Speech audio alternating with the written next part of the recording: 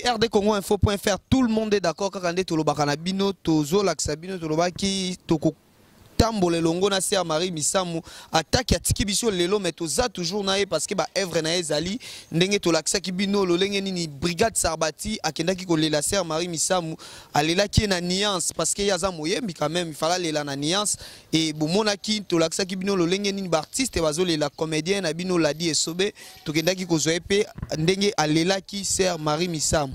Alors, lelo tokiti et pas frère Patrice, Oyo Azali président AMCC, tokiti asali si réunion munene awa, tozo laksabino lolenge nini ba artiste et musicien ba ye ko sala réunion bazwa conclusion lolenge nini makambo koleka. Alors to occupé nungu ezali chaque Congo ba bengani ye to ebité to moni chaque Congo et pas frère Patrice. Alors ngana ingénieur keliki la zola tozo kende to tuna chaque Congo aye ko lukanini parce que biso so dolanda ki balobi aya na matango te. Alors to yeba pourquoi ba bengani ye, est-ce que ça vrai ba bengani to azana biso. Ingénieur keliki la zola to continuer to solana chaque Congo.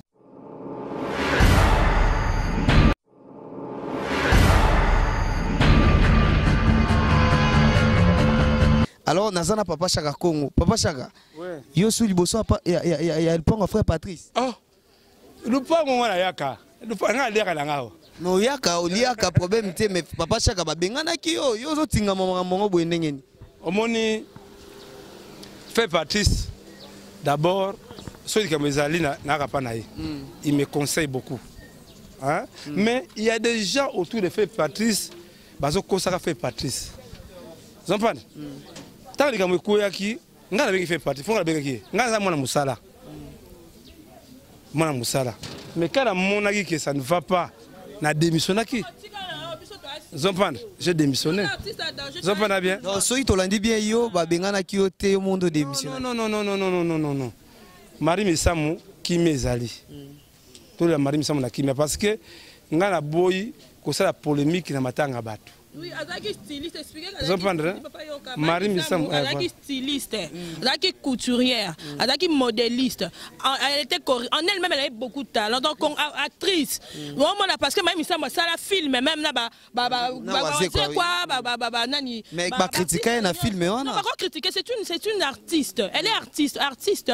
Ezali Domo et ça m'a pas moutouté. C'est une zambe batinza checker talent. On a donc Marie Misamu le loi pour qui moutouté. La preuve on est que l'inauguration du salon na salon ozomona invité banane invité qui ba JB Piana invité ba Papa Wemba invité qui ba ozomona donc akabola quitter, c'est ça une bonne personne. Donc matanga Marie Misamu bazo inviter tout le monde et ça artiste matanga ba chrétien. Marie Misamu c'est une star star là, donc on parle d'une vraie star, c'est Marie Misamu la musique chrétienne akabola ki mututa pona ki to suri nzambe o suri mokina ali ki na parce que yemo même yeso ya pona batmabe mais ça pour évangéliser on faut fréquenter batmabe ba miyibi ba ndumba to message ba yoki message ba se convertir. Elle avait vraiment cette ambition, cet objectif qui n'a pas la musique chrétienne. Alors le nom qui me base de la Marie Misamu et même tant Marie tel cas chrétien chrétien moi peut-être au latin oui organisation ya AMCC Zali ou à frère Patrice pour na certains ordre mais ezama tanga ya Congo mobimba ba chara Congo ba na droit la Marie. Et bon aussi quand on a vraiment est-ce que ba ko ça peut ouvrir chance à parce que Zaki si ba yemba te pourquoi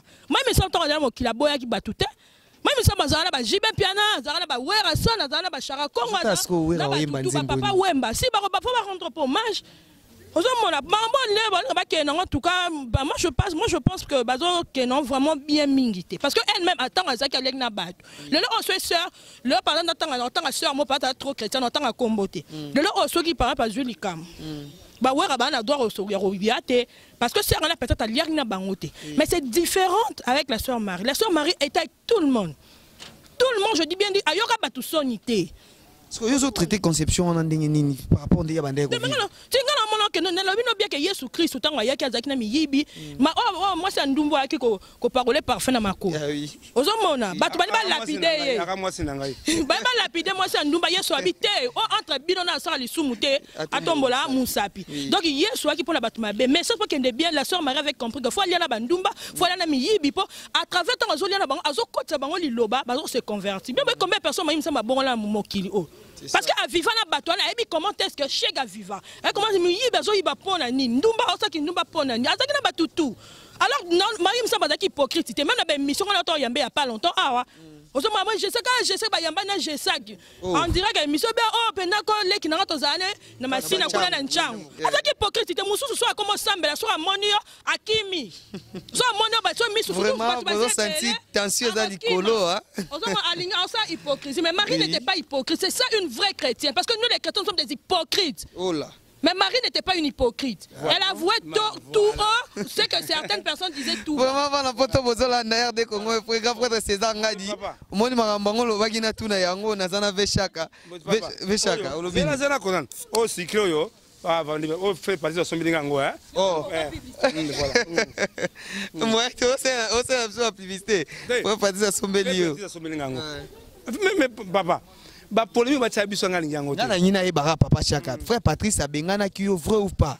Biso fait Patrice to bandi na ETNC to ke mort na fait Patrice to longa fait Patrice tina kutanga zo tomboka to zo pekisanga papa Chaka ko ça panga yo la carrière.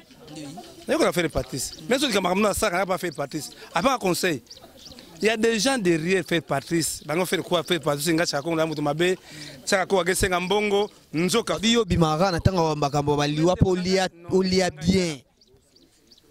2006 Arsène danger banda nana yoko kama kaka bato ba miyibi kaka bata miyibi kaka oyo ba liaka mbongo matanga ndenge bazowa ba commissionnaire ya ba association ba bini ba benga ba commissionnaire ba cercle bazowa ka déjà ba commissionnaire ya ba podium bazoya déjà moi je connais tango to uti na morgue moi j'écoutais des coups de fil de téléphone tala ngolo so biso ngadra malade ndima. La mafia est dedans. Il y a des gens, il y a un moment qui va faire Patrice, Akeba, lobby. Il y a des commissionnaires. Ah, bah commissionnaire. Il y a un monde qui a des madame. Vous entendez? Il y a un monde qui a bien très bien. Vous entendez bien? De toute façon, dans mon acquis information sur Internet. Na monaki information que fait Patrice ba lobby ba boy saka ko na matanga oya na matanga te siko ngana na guerrier tango na guerrier faut ça mugana na monde mama zilimbe mo sa émission ngai na yo arimerte yango na yaki va faire Patrice fait na na TV ba lobby ko saka na matanga te to ndenge nini yango na yaki mais bisa fait Patrice parce que tout monde libandes ko kota pe na kati non tout le monde kati sona fait Patrice déjà na bina na somo basanga na somo fait Patrice ça ça zo yebakate ou era sonde na muta sutana kanga 1000%. Mamuzo bango vérité nga ya na ko le kawati mais batu moko ba kana na sima fait Patrice nga kosa ne ba sabiso confino yango na yaki mulima nzambe lo alingi kimia parce que batu ba utilizanga mingi. Vous comprenez? Les gens m'utilisent pour déstabiliser parce que tout ça nini le roi boyaki o bamisa mukili ba beta biso ngo bongo déjà deuxième podium donc na matanga comme deux podium bonge bo sala plan o tout ça là qui nango déjà ngwana mais siko na biso bato na plan mo sala to boto sala ngote to honorer maman misamu que vraiment que Doris Lema la personnalité vraiment bozala kimia to ya Marie avec beaucoup de honneur que mutoko la neti maman oyo maman so Clotilde bon de la princesse reine matanga zakuna passer Clovis Kovi va na contribution de bango na tika famille Marie Misamu Mamuke David Mato hein vraiment que bosunga biso kimezala hein yali bata songi mais na moni de makambo comme Simba déjà moi kimi ekoti hein ah on a uti kimezala ndenge na TV mamu le ka TV na yo la TV hein toza esika moko oyo ebima awa yango koleka na télévision. Mais papa Chaka yo lobi olobaki na tala ki yo na émission moko kana ba site internet olobi ke non batu nyonso bazoya vers Marie Misamu tango Marie Misamu azaki na bomo ba ya vérité bande ko traiter mutu mabe mais ndenge nini lelo akufi bazoya likambo ezani. Bon voilà raison na yo hypocrisie trop. Moi je ne sais pas makati. Tout bon c'est ndoko comme Emi Makengo. Mais c'est que c'est. Mais voilà nous ça la makité. Allez voir ici. Mais frère Patrice Azalaka. Fait partie de la Mogo. Vous comprenez? Le monde fait partie de la Boulingo. Mais bateau peut mener au comité, on a rendre un mauvais service. Fait partie de la Yaka, je crois que tu as na Lemba. Hein, dans le côté de papa, et Makin Yaka. Vous comprenez? hein o ndako na ngalingi lokona te bana poto boli misabiso ha musala sala musala nzambe pa nzambe kusone zala te kimezala mari misamu aki muta bolingo hein isonoka boli misangai kimezala toi on menene ko sala zon prendre Ramia Miss hein papi maibelanga kimezala na matanga mari misamu ndenge to utiawa parce que ba utiliser nga la kosioté nga la kosa venga nde ba tiaka nga liboso que déstabiliser ça la plan pour plan ils allaient déjà tout ça deuxième podium ils ont prendre deuxième podium banga Michel oh to benga ba Michel mokili alléluia biso kuna esimbite Papa Chaka tongi to ba vision artiste à danger za ranini bande ko poto bazolanda bazo comprendre te bit personne ali qu'on défendre tous les cas malheureux et qu'on y a quand même culturel. Quand nous disons que nous sommes là, nous venons qu'on annonce les cas maman Marie Missa Momingi. Biso père information la source, makambo vraiment pour soutenir biso, hein? Vraiment Ramia Miss, allez le makas, hein? Angoli Chako, en danger pour soutenir Ango. Nous ensemble na Papa Patrice, tous ensemble na Bamenga Monsieur Chrétien, nous ensemble. Bateau utiliser ngai pour ça l'échec en tout cas vraiment que tout le maman semble avec beaucoup d'honneur. Ok, merci beaucoup Papa Chaka. Tokota na kati to ba evolution ndenge nini pezo le kana kati na biba na poto na za awa na tali sabino kaka ma événement ndenge zo le ka grand porte César ngadi merci na opportunité ma même Nzemba na Londres na pêche sous merci parce que ozo o la kakinga lobi oko supporter ngai pour nazo information nyonso esengi pour na sœur Marie Misamu na pesi mama Emilie Nzemba na Londres merci maman nazo zela coup d'appel na yo et ko ça la RD Congo info bien donc toza toujours tozo la sabino tozo continuer ko ça la ka ba spécial sœur Marie Misamu na la ka kibino na lobi naza wana na relax sabino tout est concerné sœur Marie Misamu ngana bino to continuer.